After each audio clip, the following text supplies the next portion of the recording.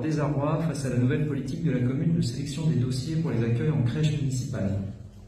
Des parents s'entendent dire que leur deuxième enfant ne peut obtenir une place au motif que le grand frère ou la grande sœur en a déjà bénéficié d'une par le passé. D'après nos informations, la municipalité explique aux parents que cette logique du 1 par fratrie est faite pour privilégier les nouveaux arrivants dans la commune.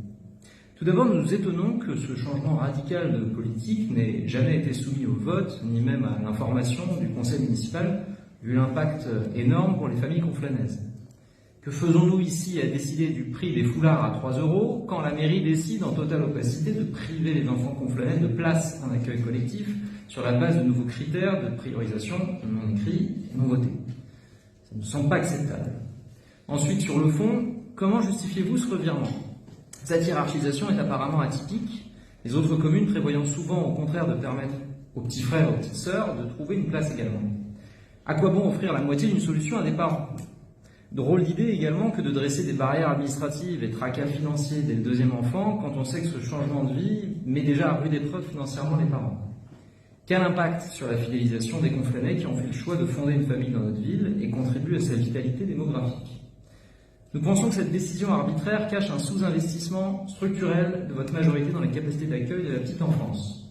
Une carence d'autant plus choquante que Conflans comprend substantiellement plus de jeunes enfants que la moyenne des Yvelines. Vous allez sans doute nous faire la même réponse que d'habitude, en comptant au global les assistantes maternelles et les solutions collectives. Conflans offre d'après vous suffisamment de solutions de garde. Mais ce changement en catimini montre bien que vous utilisez les crèches municipales comme une variable d'ajustement et que les berceaux fournis par la ville ne semblent pas suivre la croissance de la population à due proportion.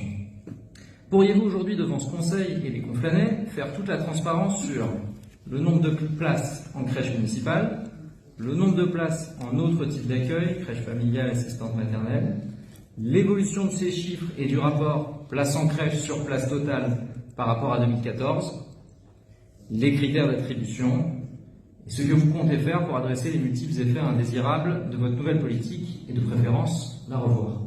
Merci. Merci M. Garcia, je donne Simon pour la réponse. Merci Monsieur le maire, merci Monsieur Garcia. En préambule, je tiens à remercier notre conseillère déléguée Chloé Robreux qui m'accompagne. Donc pour répondre à vos 5 questions, donc à ce jour il y a 293 places qui sont proposées dans les crèches municipales, dont 203 en crèche collective.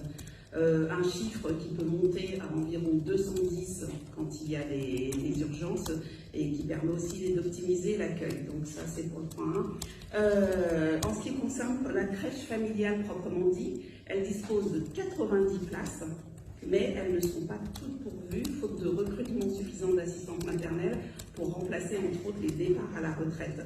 Donc elles sont actuellement 22 en activité et elles accueillent 64 enfants, malgré plusieurs recrutements récents. On en a eu 4 en 3 ans et il y a une annonce de recrutement en ligne sur le site de la ville. Et il est important de souligner que même en baisse, la crèche familiale de Conflans est la crèche la plus importante des Yvelines, si vous comparez sur le territoire. Donc en parallèle, on a d'autres modes d'accueil. Pour ma question, on a la crèche associative Babylou, qui a un agrément pour 38 places.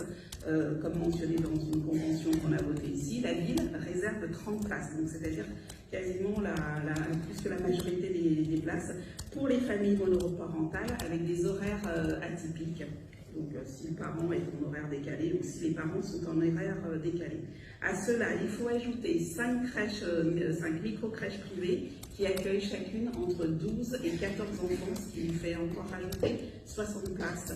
Et la dernière, on l'avait présentée ici en conseil municipal, elle a ouvert en mai 2025 au niveau de la place de la Liberté, parce qu'il n'y en avait pas sur ces secteurs.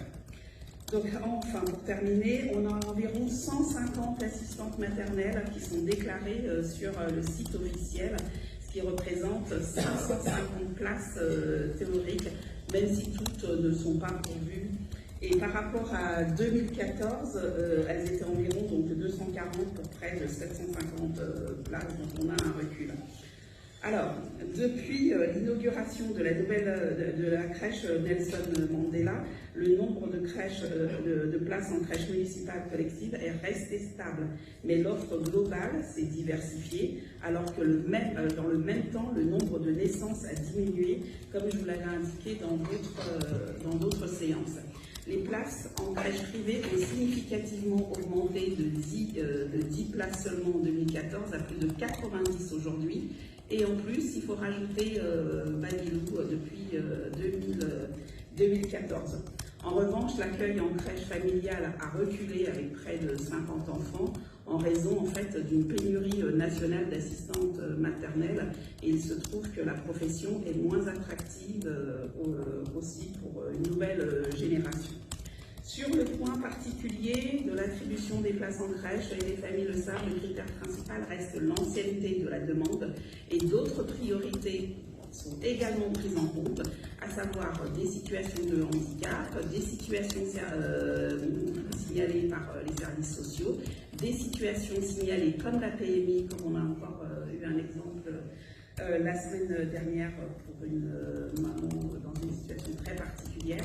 Et par ailleurs, effectivement, une attention particulière est portée aux familles qui n'ont pas bénéficié de places ces dernières années afin de mieux répartir les opportunités sur l'ensemble des familles conflanaises.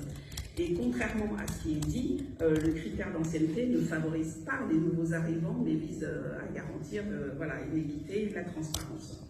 Vous évoquez les effets liés à cette politique. Je comprends vos interrogations, mais je tiens à vous rappeler que les choix qui sont faits, ils ont pour objectif de maximiser l'équité. Nous n'avons pas l'intention à ce jour de revoir ces critères qui restent justes au regard des moyens disponibles.